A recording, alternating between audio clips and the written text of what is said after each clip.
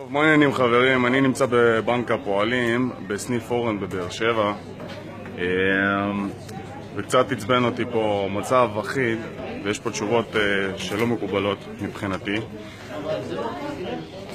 תסתכלו מה הולך פה. זה התור של האנשים, אוקיי? וכל זה, יש פה קופאית אחת בלבד. קופאית אחת על כל הבנק. אנשים פה ממתינים, אין להם סבלנות לשום דבר, אוקיי? התשובות של המנהל בנק פה זה שאנשים בעצם ייכנסו דרך אפליקציה וינהלו את החשבון בנק שלהם דרך אפליקציה. עכשיו בואו אני אראה לכם.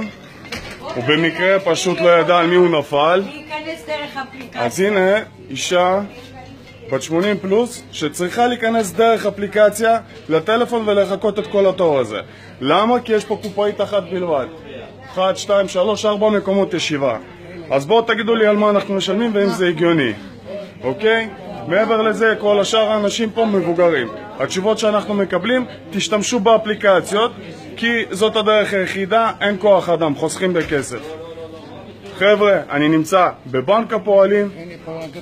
בואו, כן, בבקשה. תעודת נכה, הבן אדם צריך... וכמה אתה צריך לחכות בזמן? באהבה. הנה, בן אדם עיוור, אנשים, חברים, בן אדם עיוור שצריך לחכות בתור, אני לא יודע כמה זמן פה, והתשובות שהוא מקבל זה תיכנס לאפליקציה, חבר. יש לנו, הפתרון זה היחיד שלנו. אין לנו קופאיות, תשלם כסף לבנק, אבל כנס דרך אפליקציה, תמתין פה 3-4 שעות. זאת הדרך. אז חבר'ה, בבקשה מכם, שתפו את הסרטון הזה, בואו נראה לכם את המנהל הגדול שלנו. אוקיי?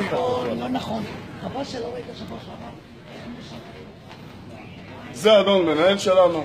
התשובות שהוא נתן לנו, הדרך היחידה שיש לנו להשתמש זה אפליקציה, האופציה היחידה שיש לנו זה אפליקציה. אין שירות לקוחות, גם אם אתה בן 70, גם אם אתה בן 80, תסתדר, תשבור את הראש. זאת התשובה, אדוני? זאת התשובה. אין תשובה.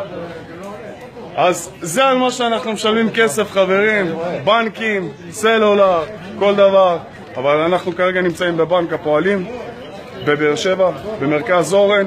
הבן אדם פשוט לא ידע על מי הוא נפל ומה הולך לקרות איתו. זה המנהל. תזכרו, חברים, שתפו את הסרטון הזה עד שזה יגיע למעלה. תודה.